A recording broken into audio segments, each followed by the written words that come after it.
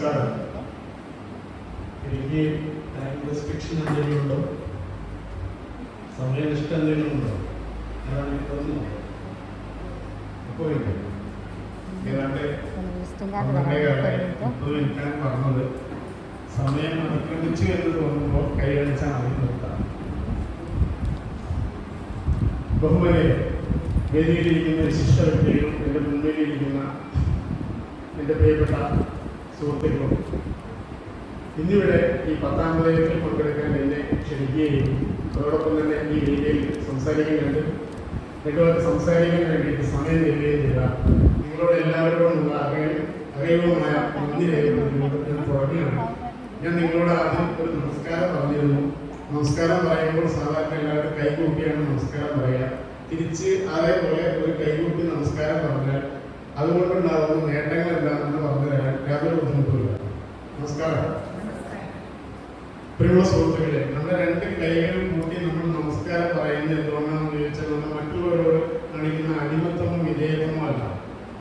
നമ്മുടെ ഹൃദയത്തിന്റെ പുറത്ത് കാണുന്ന ഒരു ലെയർ ഉണ്ട്. അതിന്റെ പേര് നമ്മൾ ഇംഗ്ലീഷിൽ പറയുന്നത് പെരിക്കാർഡിയം എന്നാണ്. ആ പെരിക്കാർഡിയം എന്ന് പറയുന്നത് ഏതാണ്ട് ഒരു ഷോക്ക് അബ്സർവർ പോലെ വർക്കിംഗ്. ഈ ഷോക്ക് അബ്സർവറിന്റെ വർക്കിംഗ് കണ്ടീഷൻ കൊണ്ടാണ് നമ്മുടെ ശരീരത്തിലെ രക്തഓട്ടം എന്ന് പറയുന്ന ബ്ലഡ് സർക്കുലേഷൻ സംഭവിക്കുന്നത്. അപ്പോൾ ഓരോ പ്രാവശ്യം നമ്മൾ കൈകൂപ്പി നമസ്കാരം പറയുമ്പോഴോ അല്ലെങ്കിൽ ഒരാളെ നമ്മൾ കൈകൂപ്പുമ്പോഴോ നമ്മുടെ ഹൃദയത്തിന് ഒരു ഷോക്ക് അബ്സർവറിന്റെ പ്രവർത്തനം പോലെ തന്നെ ഉള്ള അനുഭവം കിട്ടുന്നത് കൊണ്ട് നിങ്ങൾ ഒരു ദിവസത്തിൽ 1000 പ്രാവശ്യം നമസ്കാരം പറയുമ്പോൾ ആ 1000 പ്രാവശ്യം നമ്മളുടെ ഹൃദയത്തിനെ പിടിക്കാനുള്ള കരുത്ത് കിട്ടുന്നു എന്നുള്ളതാണ് നമ്മൾ ആദ്യം വഴി മനസ്സിലാക്കുന്നത്. അപ്പോൾ പ്രിയമുള്ള സുഹൃത്തുക്കളെ, ഞാൻ നമ്മുടെ വിഷയത്തിലേക്ക് കടക്കാം. ചക്കയും മാങ്ങയും മുമ്മാസം കേട്ടിട്ടുണ്ടോ? കേട്ടിട്ടുണ്ടെങ്കിൽ കൈവക്കുക. ചക്കയും മാങ്ങയും മുമ്മാസം, ചേനയും ചേമ്പും മുമ്മാസം, താളും തകരയും മുമ്മാസം, അങ്ങനെ ഇങ്ങനെ മുമ്മാസം. എന്താ ഈ പറഞ്ഞതെന്ന് പറയുന്നത്? കേരളം എന്ന് പറയുന്ന സംസ്ഥാനത്ത് അല്ലെങ്കിൽ സൗത്ത് ഇന്ത്യയിലെ ഈ സംസ്ഥാനത്ത് 4 തരത്തിലുള്ള കാലാവസ്ഥയാണ് ഉള്ളതെന്നും ആ 4 തരം കാലാവസ്ഥയെ അതിജീവിക്കാൻ വേണ്ട ആരോഗ്യം ഉണ്ടാക്കിയെടുക്കേണ്ട, പ്രതിരോധ ശേഷി ഉണ്ടാക്കിയെടുക്കേണ്ട ആഹാര രീതികളാണ് ഈ പറഞ്ഞതെല്ലാം. ചക്കയും മാങ്ങയും നമുക്ക് സാധാരണയായിട്ട് കിട്ടുന്നത് ഏത് കാലാവസ്ഥയിലാണ്? വേനൽക്കാലത്താണ്. പിന്നെ ചേനയും ചേമ്പും കുംഭമാസത്തിലെ ആ കാലഘട്ടത്തിലാണ് നമ്മൾ വെക്കുന്നതും. അതേപോലെ തന്നെ കാറ്റ് ഊരി കഴിഞ്ഞതിന് ശേഷമാണ് നമ്മളത് പറിക്കുന്നത്. അപ്പോൾ ചക്കയും മാങ്ങയും ചേനയും ചേമ്പും അത് കഴിഞ്ഞ് കർക്കിടമാസത്തോട് കൂടിയിട്ട് മഴ പെയ്തിട്ടാണ് നമുക്ക് ഇലകളെല്ലാം തടച്ചു വളരുന്ന ഒരു സംഗതി ഉണ്ടാകുന്നത്. ഈ ഏത് ഇലയും ഭക്ഷ്യയോഗ്യമായിട്ടുള്ള ഏത് ഇലയും ഏതാണെന്ന് ചോദിച്ചാൽ ആട് കടിക്കുന്ന ഏത് ഇലയും നമുക്ക് കഴിക്കാമെന്നാണ് നമ്മുടെ സെബാസ്റ്റ്യൻ സാർ പറഞ്ഞത്.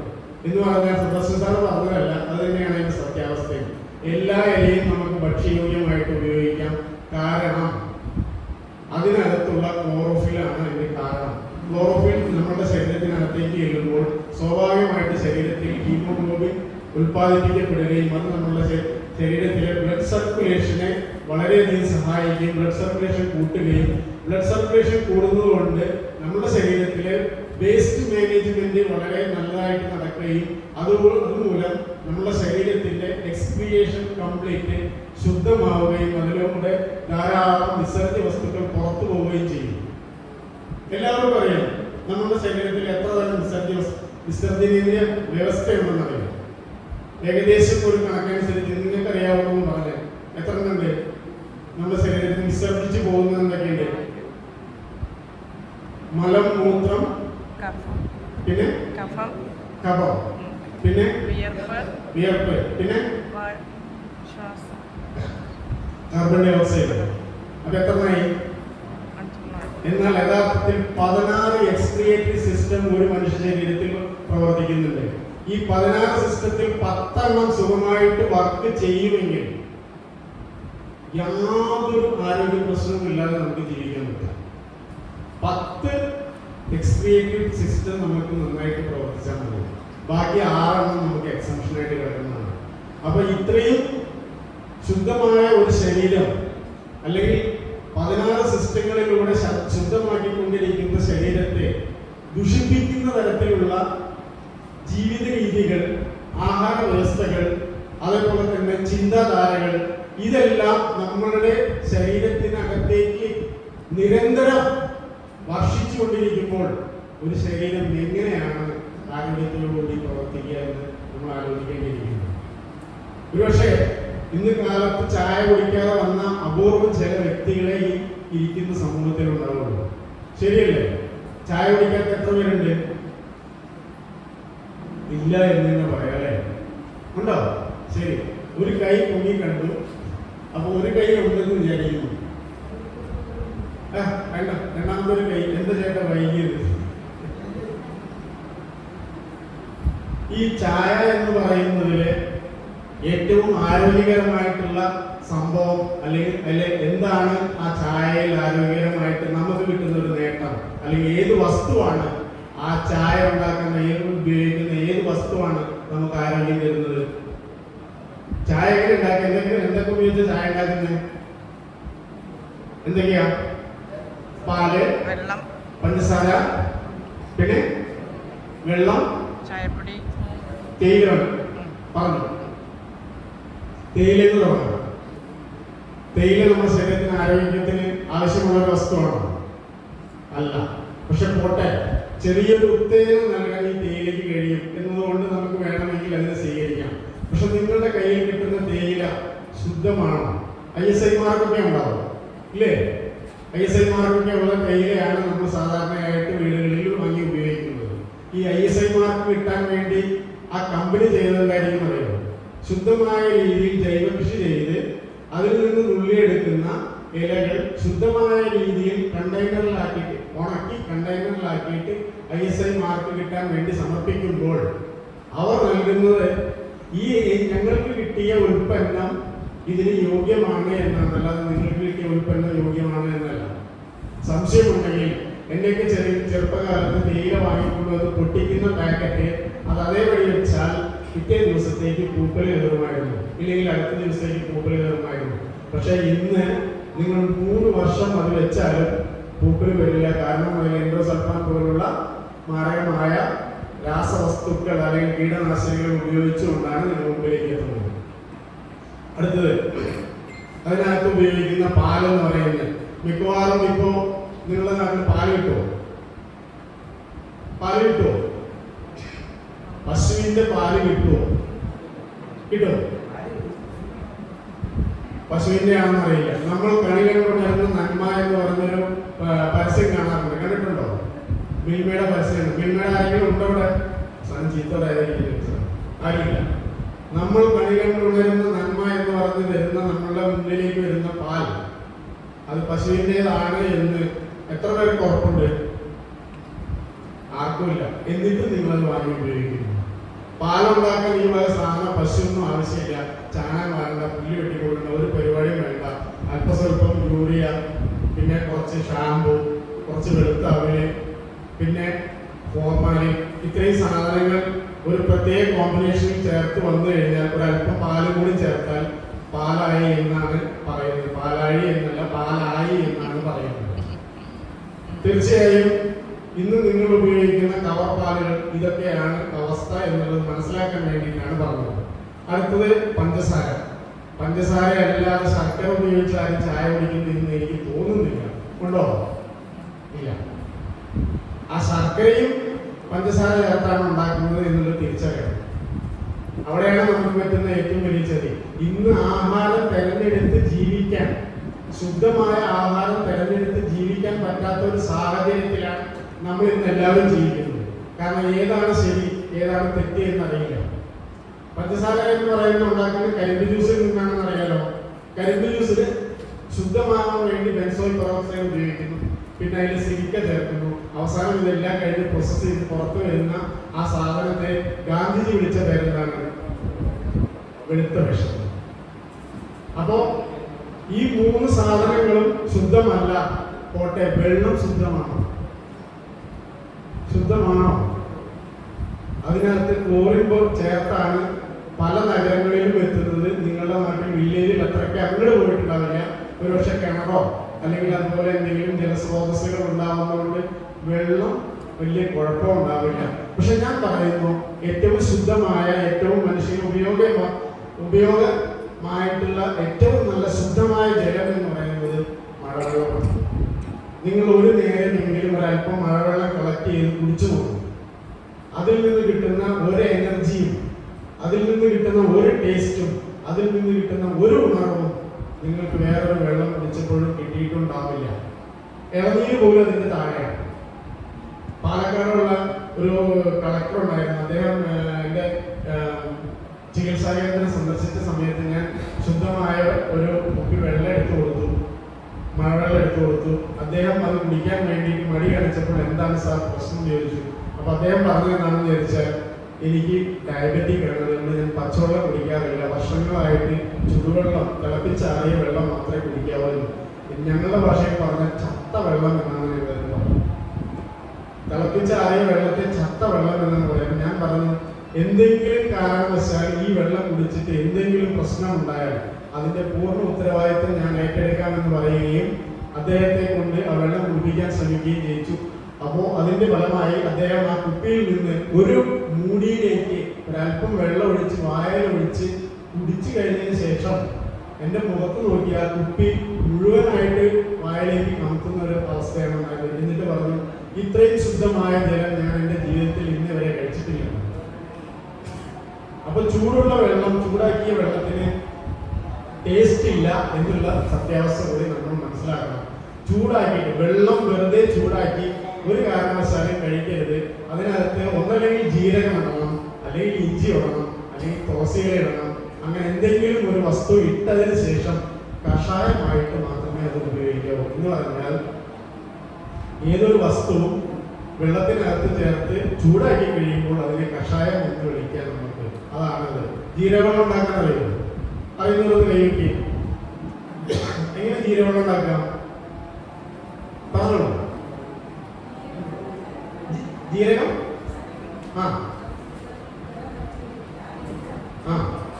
അതിലിട്ട് തിളപ്പിക്കും, ഒന്നുകൂടി തിളപ്പിക്കും. അതാണ് ജീരകവെള്ളം. ശരിയാണോ? പറയും. ജീരകവെള്ളം എങ്ങനെ ഉണ്ടാക്കുക?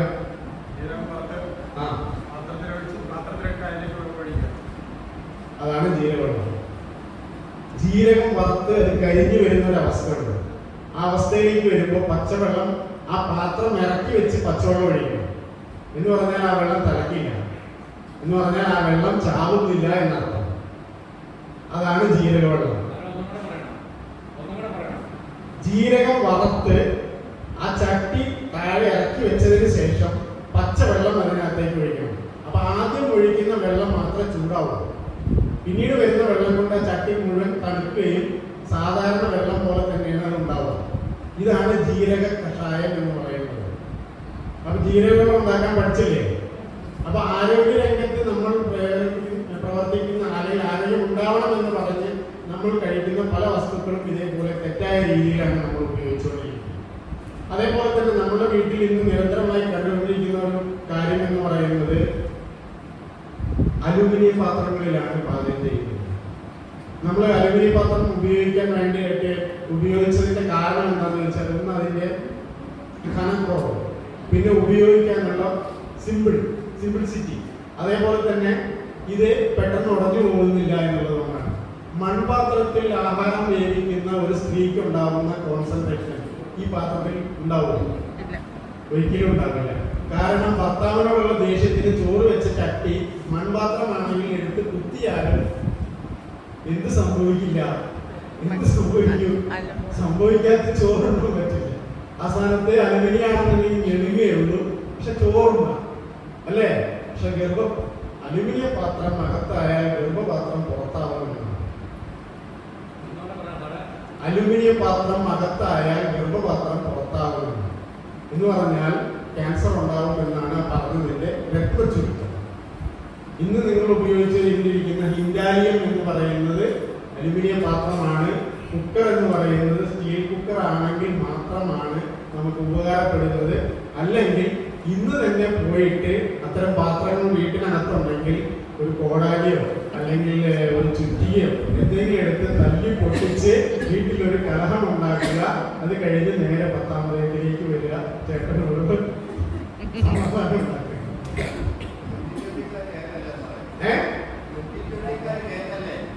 ട്വന്റിക്കാരല്ല, ഞാൻ ഒരുപാട് പ്രശ്നങ്ങളും ഒരുപാട് കേസും എൻ്റെ ഫോണിൽ ട്രാപ്പ് ചെയ്യുന്നതൊക്കെയാണ്. അത് കാരണം കൊണ്ട് എനിക്ക് എന്തും പറയാം. ഒരു പക്ഷേ ഇതിനകത്തിരിക്കുന്ന ആരെങ്കിലും ക്രൈംബ്രാഞ്ചിന്റെ ഓഫീസർ ഉണ്ടോ എന്ന് പോലും എനിക്കറിയില്ല. ഉണ്ടെങ്കിലും എനിക്കത് വിഷയമല്ല. കാരണം ഞാൻ പറയേണ്ട സത്യം എവിടെ വിളിച്ചു പറയും, എവിടെ വേണമെങ്കിൽ പോയി പറയാം. ഇതൊന്നും ഒരു വിഷയമേ അല്ല. കാരണം പല പ്രശ്നങ്ങളും ഉണ്ടായിട്ടുണ്ടെങ്കിലും ആർക്കും എന്നെ തൊടാൻ പറ്റാത്തത് എന്തുകൊണ്ടാണെന്ന് ചോദിച്ചാൽ എന്റെ കഴിവുകൊണ്ടൊന്നല്ല, ഞാൻ പറയുന്ന സത്യങ്ങൾ കൊണ്ടാണ്. അതുകൊണ്ട് മാത്രമാണ് എന്നെ ഒന്നും ചെയ്യാൻ അവർക്ക് കഴിയാത്തത്. ഒരുപാട് പ്രശ്നങ്ങൾ ഉണ്ടായത്, ഏറ്റവും കൂടുതൽ പ്രശ്നം ഉണ്ടായത് കൊറോണ സമയത്താണ്. പുറത്തിറങ്ങാൻ പോലും പറ്റാത്ത രീതിയിൽ എനിക്ക് ചില കുട്ടികളൊക്കെ വീണു. പക്ഷെ അതൊന്നും എന്നെ ബാധിച്ചില്ല. ഞാൻ പുറത്തിറങ്ങുകയും സുഖമായിട്ട് പ്രവർത്തിക്കുകയും എല്ലാം ചെയ്തിരുന്നു. അതൊന്നും അതിലേക്കൊന്നും കിടക്കുന്നില്ല. നമ്മൾ ആരോഗ്യ പ്രശ്നത്തിലേക്ക് തിരിച്ചു വരാം. അപ്പൊ നമ്മൾ കാലത്ത് ഉപയോഗിക്കുന്ന ചായ ഇത്രത്തോളം വിഷമാണെങ്കിൽ നിങ്ങളുടെ കുഞ്ഞുങ്ങൾക്ക് കൊടുക്കുന്നതും ഇത് തന്നെയല്ലേ? എന്നിട്ട് നിങ്ങൾ കുഞ്ഞുങ്ങളോട് പറയണം, നിങ്ങൾ ബുദ്ധിമാന്മാരായിരിക്കണം, നന്നായിട്ട് പഠിക്കണം, നല്ല ഉഷാറാവണം, നിങ്ങൾ വളരെ നല്ല രീതിയിൽ പഠിച്ച് നല്ല രീതിയിലേക്ക് വളരണം എന്നൊക്കെ പറയുന്നത് ഈ വിഷം വായിലേക്ക് വെച്ചു കൊടുത്തുകൊണ്ടാണെന്ന് ആദ്യമായിട്ട് നമ്മൾ ഓർക്കണം. നമുക്ക് ഇതിൽ എന്തെങ്കിലും സബ്സ്റ്റിറ്റ്യൂട്ട് ഉണ്ടോ? ഇതിന് പകരം എന്തെങ്കിലും ഉപയോഗിക്കാൻ പറ്റുമോ? വളരെ സിമ്പിളായിട്ട് നമ്മുടെ വീട്ടിൽ തന്നെ ഉള്ള സാധനങ്ങൾ ഉപയോഗിച്ചുകൊണ്ട് ഒരു കാപ്പിയുടെ ടേസ്റ്റിൽ നമുക്ക് ഉപയോഗിക്കാവുന്ന ഒരു സാധനമാണ് മല്ലി, ജീരകം, വേണമെങ്കിൽ കുറച്ച് കരിഞ്ഞാല്, ഇതെല്ലാം കൂടിയിട്ട് വറുത്തിട്ട് പൊടിച്ച് വെച്ച് ആ പൊടി എടുത്ത് വേണമെങ്കിൽ നിങ്ങളുടെ നാട്ടിൽ ശുദ്ധമായ കാപ്പി കിട്ടുമെങ്കിൽ ആ കാപ്പിയുടെ കുരു വേണമെങ്കിൽ ഇതിനകത്ത് കുറച്ച് പൊടിച്ച് ചേർത്തുകൊണ്ട്, ഇല്ലെങ്കിൽ കാപ്പിക്കുരു മാറ്റി വെച്ചുകൊണ്ട് ചക്കയും മാങ്ങയും 3 മാസം ഞാൻ പറഞ്ഞില്ലേ, പറഞ്ഞോ? അതിന്റെ കുരു എടുത്ത് വറുത്ത് ഇതിനോടൊപ്പം തന്നെ പൊടിച്ച് ചേർത്ത് കുട്ടികൾക്ക് കൊടുത്താൽ, ശർക്കര ഇട്ട് തിളപ്പിച്ച് കൊടുത്താൽ ശുദ്ധമായ കാപ്പിയും നല്ല ശുദ്ധമായ ആരോഗ്യവും ബുദ്ധിശക്തിയും ഉണ്ടാവും. ഒരു കാരണവശാലും ഇൻഡസ്റ്റൈനൽ ക്യാൻസറോ അല്ലെങ്കിൽ മൂത്രസംബന്ധമായിട്ടുള്ള രോഗങ്ങളോ അല്ലെങ്കിൽ ഈ പറയുന്ന നമ്മളുടെ മെൻസസ് പെയിൻ പോലുള്ള സംഭവങ്ങളോ ഒരു കാരണവശാലും ഉണ്ടാവില്ല. ആൺകുട്ടിക്കാണെങ്കിലും പെൺകുട്ടിക്കാണെങ്കിലും നമ്മളുടെ പുരുഷന്മാർക്കാണെങ്കിലും സ്ത്രീകൾക്കാണെങ്കിലും അച്ഛനാണെങ്കിലും അമ്മയ്ക്കാണെങ്കിലും എല്ലാവർക്കും ഒരേപോലെ ഗുണവും കിട്ടും. അതോടൊപ്പം തന്നെ ഏതെങ്കിലും തരത്തിലുള്ള ഷുഗർ, കൊളസ്ട്രോൾ, പ്രഷർ എന്ന് പറയുന്ന അവസ്ഥയിലുള്ള ആളുകളുടെ ശരീരത്തിൽ ഉണ്ടാകുന്ന നീർക്കെട്ട് എളുപ്പം വലിഞ്ഞു പോവാൻ അതിലടങ്ങിയിരിക്കുന്ന മല്ലിമുടി സഹായിക്കും. നിങ്ങൾ വേണമെങ്കിൽ കഴിച്ചു നോക്കിക്കോളൂ. ഒരു ലേശം കഴിക്കുമ്പോൾ തന്നെ നിങ്ങളുടെ ഒരു ഗ്ലാസ് കാപ്പി കഴിച്ച് ഒരു അരമണിക്കൂർ നിങ്ങൾ വെയിറ്റ് ചെയ്താൽ സുഖമായി യൂറിക് പാസ് ചെയ്യാൻ കഴിയും എന്നുള്ളതാണ് സത്യാവസ്ഥ. പരീക്ഷിച്ചു. അപ്പോൾ ഏതൊരു സാധനത്തിനും നമുക്ക് ശുദ്ധമായി കഴിക്കാനുള്ള സാധനങ്ങളും നമ്മളുടെ കയ്യിൽ അവൈലബിൾ ആണ്. ചക്കയും മാങ്ങയും 3 മാസം, ചേനയും ചേമ്പും 3 മാസം, അതേപോലെ തന്നെ താളം തകയും 3 മാസം എന്ന് പറഞ്ഞു.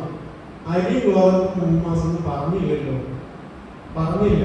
അങ്ങനെ ഇങ്ങനെ വേണമെങ്കിൽ എന്നാണ് അതിൻ്റെ അവസ്ഥ. പക്ഷെ നമ്മൾ ഇന്ന് കഴിച്ചുകൊണ്ടിരിക്കുന്നതിൽ ഭൂരിഭാഗവും അരിയോ ഗോതമ്പോ ആണ് എന്നുള്ളതാണ് സത്യസന്ധമായ അവസ്ഥ. ഈ അരിയാഹാരം തന്നെ 3 നേരം കഴിക്കുകയും ആ അരിയാഹാരം കഴിച്ച് ധാരാളം ബുദ്ധിമുട്ടുകൾ ഉണ്ടാവുകയും ചെയ്യുന്ന ഒരവസ്ഥയാണ് ഇന്നുള്ളത്. അതിന്റെ പ്രധാന കാരണം അരിയല്ല പ്രശ്നം അവിടെ നിങ്ങളുടെ മുന്നിൽ എത്തുന്ന സിൽക്കി സോർട്ടെക്സ് റൈസ് ആണ്. എന്താണ് ഈ സിൽക്കി സോർട്ടെക്സ് റൈസ് എന്ന് പറയുന്നത്? അരിയെ പുഴുങ്ങി നമ്മൾ പണ്ട് അരി നെല്ലാക്കുന്നത് പ്രായമായവർക്ക് അറിയുമായിരിക്കും അല്ലേ? അരി എങ്ങനെ നെല്ലാക്കുന്നത്? നെല്ല് തലേ ദിവസം വെള്ളത്തിലിട്ട് കുതിരാൻ വെച്ച് അടുത്ത ദിവസം അത് വലിയ ചെമ്പ് കലത്തിനകത്തിട്ട് അല്ലെങ്കിൽ ചെമ്പിനകത്തിട്ട് വേവിച്ച് ഉണക്കി എടുത്തിട്ടാണ് പുഴുങ്ങലേരി ഉണ്ടാക്കിയിരുന്നത്. പക്ഷെ ഇന്ന് അങ്ങനെയല്ല. നേരെ കയറ്റി ഡ്രയറിൽ കയറ്റി സ്റ്റീം അടിച്ച് ഡ്രയറിൽ കയറ്റി തിരിച്ചിറക്കി കൊണ്ടുവന്ന് അരി ഇറക്കും. അതോടൊപ്പം തന്നെ അതിന്റെ ഫൈബർ കണ്ടന്റ് ആയിട്ട് മുകളിൽ നിൽക്കുന്ന തവിട് പൂർണ്ണമായും മാറ്റിയതിനു ശേഷമാണ് നമ്മുടെ മുമ്പിൽ എത്തുന്നത്. ഇങ്ങനെ കിട്ടുന്ന അരിക്ക് ദഹിപ്പിക്കാനുള്ള, അത്തരം അരിയെ ദഹിപ്പിക്കാനുള്ള ഒരു സിസ്റ്റം നമ്മുടെ ശരീരത്തിലില്ല. കാരണം നമ്മുടെ ശരീരത്തിലേക്ക് ഏതെങ്കിലും വസ്തുക്കൾ എത്തിയാൽ അത് ദഹിക്കണമെങ്കിൽ അതിനകത്ത് ധാരാളം ഫൈബർ കണ്ടന്റുകൾ വേണം, അമിനോ ആസിഡുകൾ വേണം. അങ്ങനെ ഒരുപാട് സംഭവങ്ങൾ ഇതിനകത്ത് ഉണ്ടെങ്കിൽ മാത്രമേ ഇത് ദഹിക്കാൻ പറ്റുള്ളൂ.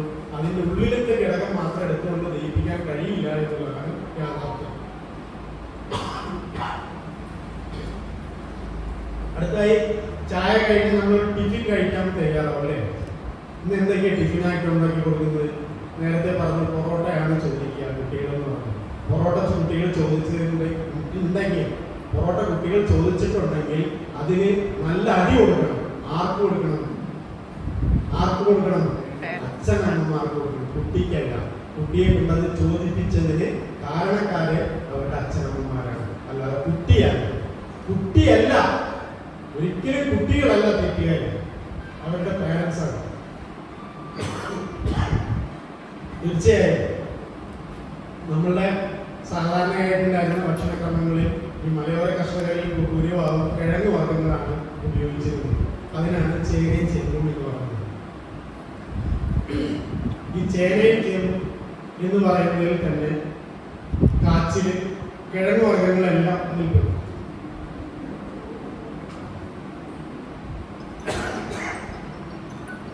കുറച്ച് ദിവസങ്ങളിലെ യാത്ര, അതിനോടൊപ്പം തന്നെ ശാരീരികമായിട്ടുള്ള പ്രശ്നങ്ങൾ ഉള്ളതുകൊണ്ട് ചെറിയ ചില പ്രശ്നങ്ങളുണ്ടാവും.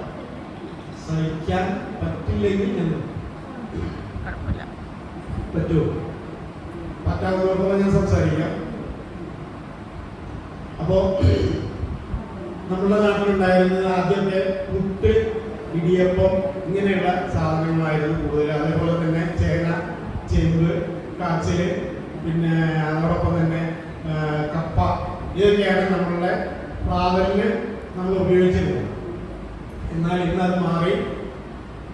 നിങ്ങൾ മലപ്പുറം ജില്ലയിലേക്കൊക്കെയാണ് പോകുന്നതെങ്കിൽ നേരം വിളിച്ചാൽ തന്നെ കിട്ടുന്നത് എന്തായിരിക്കും? പൊറോട്ടയും മത്തിക്കറിയായിരിക്കും. ഈ പൊറോട്ടയും മത്തിക്കറി എന്നുള്ളത് നമുക്ക് ആലോചിക്കാൻ പോലും കഴിയാത്തൊരു കാര്യമാണ്. നേരം വിളിച്ചാൽ തന്നെ ഇത് വലിച്ചു കയറുന്നത്. അവരിതാണ് വലിച്ചു കയറുന്നത്. ക്യാൻസർ ഏറ്റവും കൂടുതലുള്ളത് ഇടുക്കി ജില്ലയിലാണെന്ന് പറഞ്ഞു. പക്ഷെ കണക്കുകൾ ഓരോ ജില്ലയിൽ ചെല്ലുമ്പോൾ അവർ പറഞ്ഞ എൻ്റെ ജില്ലയിലാണ് കൂടുതലെന്നാണ്. ഓരോ ജില്ലയിൽ മലപ്പുറത്താണെങ്കിൽ മലപ്പുറത്തേര് പറയും ഞങ്ങളുടെ ജില്ലയിലാണ്. അതേപോലെ തന്നെ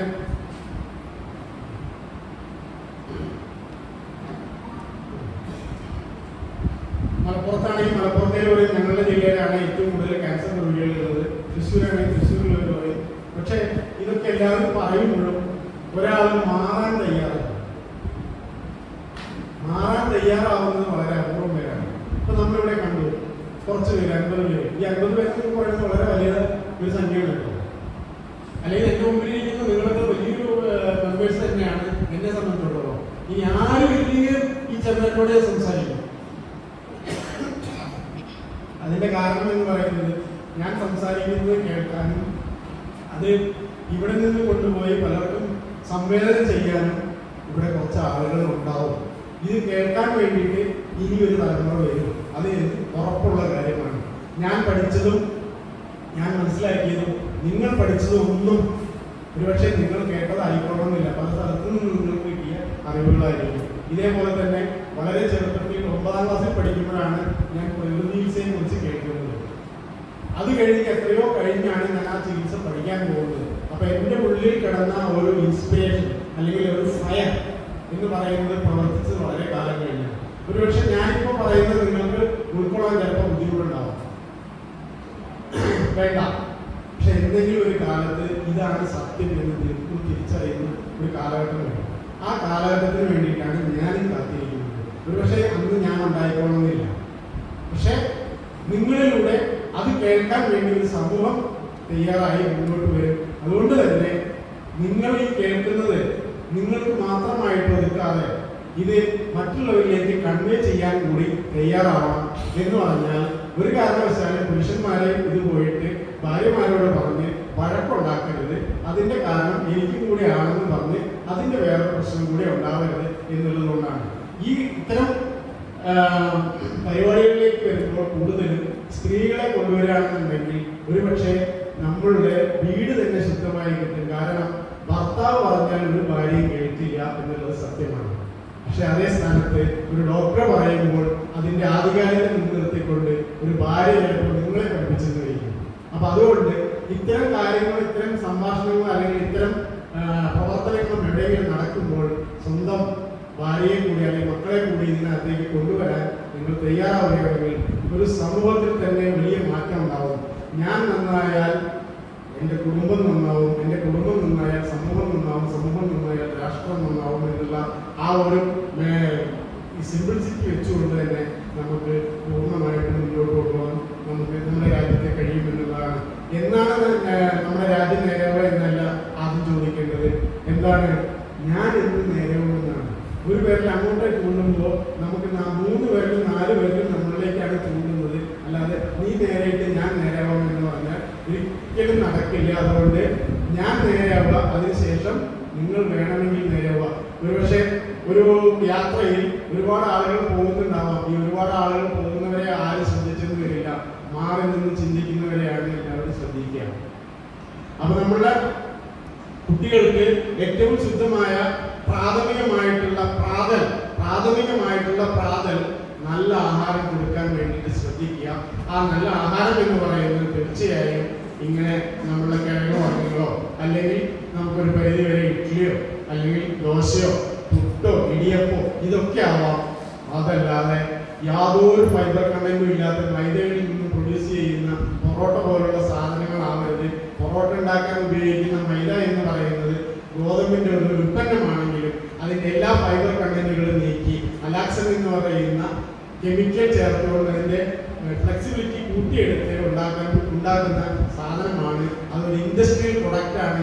ഒരിക്കലും നമുക്ക് ഉണ്ടാക്കാൻ കഴിയില്ല. അതുകൊണ്ട് തന്നെ അത് നമ്മുടെ വീട്ടിൽ നിന്ന് ഒഴിവാക്കി നിർത്തേണ്ടത് നമ്മളുടെ ആവശ്യം കൂടിയാണ്. ഒരുപക്ഷെ ആരോഗ്യ പ്രശ്നങ്ങളിൽ ഇത്തരം കാര്യങ്ങൾ ശ്രദ്ധിക്കുന്ന ഒരു വീട്ടിൽ തീർച്ചയായിട്ടും ഒരു ആനുവൽ ഇൻകം എന്ന് പറയുന്ന ഹോസ്പിറ്റൽ ചെലവിന്റെ ഇൻകം എന്ന് പറയുന്നത് ഒരുപക്ഷെ 0 ആയിരിക്കാം. ഏറ്റവും കൂടുതൽ ഇന്ന് ജനങ്ങൾ അനുഭവിച്ചുകൊണ്ടിരിക്കുന്ന വലിയൊരു പ്രശ്നം എന്ന് പറയുന്നത് അച്ഛൻ, അമ്മ, 2 കുട്ടികൾ എന്ന് പറയുന്ന ഒരു കുടുംബമാണ് നമുക്ക് ഇന്നുള്ളത്. അതുകൊണ്ട് തന്നെ അതൊരു വലിയൊരു പ്രശ്നം കൂടിയാണ് ഇന്ന് നമ്മൾ തിരിച്ചറിയേണ്ടിയിരിക്കുന്നത്. അപ്പോൾ പ്രാതലിൽ നമ്മൾ ഏറ്റവും നല്ല ഭക്ഷണം കുട്ടികൾക്ക് കൊടുക്കുകയാണെങ്കിൽ ഏറ്റവും ശുദ്ധമായ രീതിയിൽ ബ്രെയിൻ വർക്ക് ചെയ്യുകയും അവർക്ക് പഠിക്കുന്ന കാര്യത്തിലും അതേപോലെ തന്നെ കോൺസെൻട്രേഷൻ്റെ കാര്യത്തിലും അവർക്ക് ഉന്നതിയിൽ എത്താൻ പറ്റുകയും അതുമൂലം അവരുടെ വിദ്യാഭ്യാസം ഏറ്റവും നല്ല രീതിയിലേക്ക് മാറ്റിയെടുക്കും. നമ്മളുടെ അദ്ദേഹം പറഞ്ഞ പോലെ വിദ്യാഭ്യാസം എന്നുള്ളത് ഈ നോളജ് ട്രാൻസ്ഫർ ചെയ്യുക എന്നതിനപ്പുറം ഞാൻ A+B ഹോൾ സ്ക്വയർ പഠിച്ചിട്ടുണ്ട്, ഇന്ന് വരെ അത് അപ്ലൈ ചെയ്യാൻ എനിക്ക് കഴിഞ്ഞിട്ടില്ല.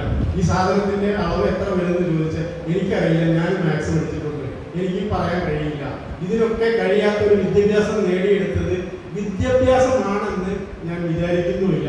കാരണം അഭ്യാസമില്ലാത്ത ഒരു വിദ്യ കൊണ്ട് ഒരാൾക്കും ഒരു പ്രയോജനവും ചെയ്യില്ല. നമ്മുടെ കുട്ടികളെ അഭ്യാസത്തോട് കൂടിയിട്ടുള്ള വിദ്യാഭ്യാസം പഠിപ്പിക്കുകയാണെങ്കിൽ സെൽഫ് സഫീഷ്യന്റ് ആവുകയും അവർ ഈ രാഷ്ട്രത്തിന്റെ നായക സ്ഥാനത്തേക്ക് വരാനുള്ള സാധ്യതകളും ഉണ്ടാവും. അപ്പൊ അത്തരം ആളുകളെ, അത്തരം പൗരന്മാരെ ഉണ്ടാക്കിയെടുക്കുകയാണ് നമ്മളുടെ ലക്ഷ്യം. അതാണ് നമ്മൾ ചെയ്യേണ്ടത്. അതിന് നമുക്ക് മുന്നോട്ട് എല്ലാം നടക്കേണ്ടത് പുറകോട്ടാണ്. നമ്മൾ പറയുന്നത് നമ്മൾ ഒരുപാട് വികസിച്ചു, ശാസ്ത്രം പുരോഗമിച്ചു, എല്ലാം നമ്മൾ നേടി, നമ്മൾ ചന്ദ്രനിൽ പോകുന്നു അല്ലെങ്കിൽ ബഹിരാകാശത്ത് പോകുന്നു, ഇതൊക്കെ വലിയ നേട്ടമാണ്, ഒക്കെ നേട്ടം തന്നെയാണ്. പക്ഷേ നമ്മളുടെ ആരോഗ്യത്തെ അല്ലെങ്കിൽ ആരോഗ്യ സംരക്ഷണത്തിന് ആവശ്യമായിട്ടുള്ള ഘടകങ്ങളെ കുറിച്ച് പറയുമ്പോഴും നമ്മൾ നേടിയിരിക്കുന്ന ശാസ്ത്രത്തിന്റെ ശാഖകൾ എന്ന് പറയുന്നത് ഒരു വട്ടപൂജ്യമാണ്. നിങ്ങളുടെ പാരമ്പര്യമായി കിട്ടിയ നാട്ടറിവുകൾ വെച്ചുകൊണ്ട് നിങ്ങളുടെ ആവാസ വ്യവസ്ഥയിൽ ലഭിക്കുന്ന പഴങ്ങളും പച്ചക്കറികളും ഭക്ഷ്യവസ്തുക്കളും ഉപയോഗിച്ച് ജീവിക്കാൻ വേണ്ട നോളജ്, ജീവിക്കാൻ വേണ്ട അറിവ്, ജീവിക്കാൻ വേണ്ട കഴിവ് ഉണ്ടാക്കിയെടുക്കുകയാണ് വേണ്ടത്. ഇതാണ് നമ്മളും മൃഗങ്ങളും തമ്മിലുള്ള വ്യത്യാസം. നമ്മൾക്ക് ബുദ്ധി ഉണ്ടെന്ന് നമ്മൾ പറയുമ്പോഴും ഒരു ജീവി, ഒരു മൃഗത്തിനും ഒരു പക്ഷിക്കും ആശുപത്രികളില്ല, അവർക്ക് ഡോക്ടർമാരുടെ ആവശ്യമില്ല. നമുക്കും അത് തന്നെയാണ്. നമ്മളുടെ ശരീരത്തിന്റെ പ്രവർത്തനങ്ങൾ എങ്ങനെയാണ് അത് പ്രവർത്തിക്കുന്നത് എന്ന് നമുക്ക് ശ്രദ്ധിക്കാൻ കഴിഞ്ഞാൽ എല്ലാ കാര്യങ്ങളും വളരെ കൃത്യമായിട്ട് മനസ്സിലാക്കാൻ കഴിയും. ഞാൻ സത്യസന്ധമായിട്ട് പറയുന്നത്, ഞാൻ ഈ ഫീൽഡിൽ നിന്നുകൊണ്ട് തന്നെ പറയും, ഒരു ഡോക്ടർക്കും നിങ്ങളെ പൂർണ്ണമായി പഠിക്കാൻ കഴിയില്ല. നിങ്ങളൊരു 5 മിനിറ്റ് നിങ്ങളുടെ ശരീരത്തെ ശ്രദ്ധിക്കുമെങ്കിൽ ഒരു ഡോക്ടർക്കും നിങ്ങളുടെ അത്ര അറിവ് ആ ശരീരത്തെ കുറിച്ച് ഉണ്ടാവില്ല.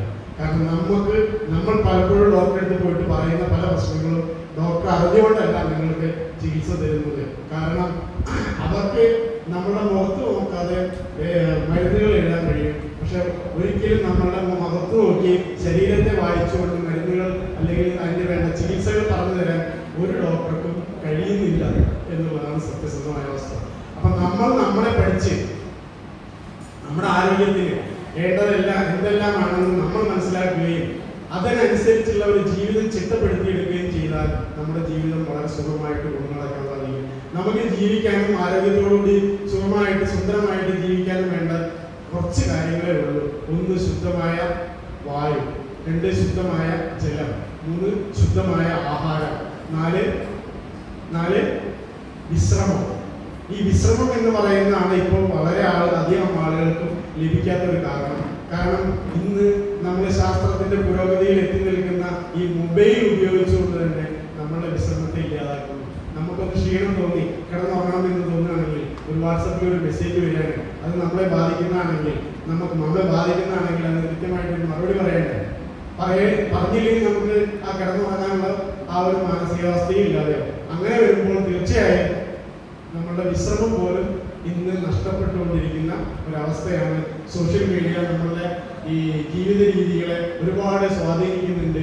ആ സോഷ്യൽ മീഡിയയെ പോലും കുറച്ച് സമയമെങ്കിലും മാറ്റി നിർത്താൻ നമുക്ക് കഴിഞ്ഞില്ലെങ്കിൽ ജീവിതം നമ്മളുടെ കൈവിട്ടു പോകും. ഏതായാലും ആരോഗ്യം എന്ന് പറയുന്നത് നമ്മളുടെ ജന്മാവകാശമാണ്. ആരോഗ്യമില്ലാത്തൊരു ജീവിതം എന്ന് പറയുന്നത് ഒരിക്കലും ഒരു മനുഷ്യനും സാധ്യമല്ലാത്തൊരു കാര്യമാണ്. അടുത്ത തലമുറ, നിങ്ങളുടെ അടുത്ത തലമുറയ്ക്ക് ആരോഗ്യം ഉണ്ടാവണമെങ്കിൽ ആദ്യം നമ്മൾ ആരോഗ്യം എന്താണെന്ന് പഠിക്കണം. എന്നിട്ട് അവർക്കത് പകർന്നു കൊടുക്കാൻ പഠിക്കണം. നമ്മുടെ ചുറ്റുവട്ടത്തുള്ള ഒരുപാട് ചെടികൾ നമുക്ക് ആരോഗ്യം തരുന്ന ചെടികളാണ്. തുളസിയാവട്ടെ, തളിതാമയാവട്ടെ, പൂവാങ്കുറുന്നിലയാവട്ടെ, മാവലയാവട്ടെ, തെങ്ങിൻ്റെ ഇലയാവട്ടെ, പൂക്കളയാവട്ടെ, എന്താവട്ടെ, ഈ ഇലകൾക്കൊക്കെ നമ്മളുടെ ആരോഗ്യവുമായി ബന്ധപ്പെട്ട ഒരുപാട് കാര്യങ്ങളിൽ നമ്മളെ സഹായിക്കാൻ കഴിയുന്ന കാര്യങ്ങളാണ്.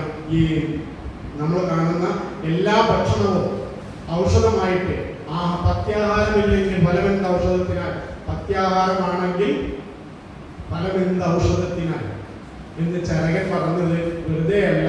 നമ്മൾ കഴിക്കുന്ന ആഹാരം ശുദ്ധമായതും വിഷമുക്തമായതുമാണെങ്കിൽ തീർച്ചയായിട്ടും ആരോഗ്യം നമ്മുടെ കൈപ്പിടിയിൽ തന്നെ, ഒരു സംശയവും വേണ്ട.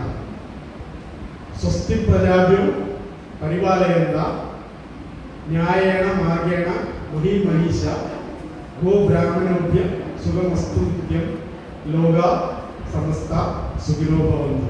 Thank you.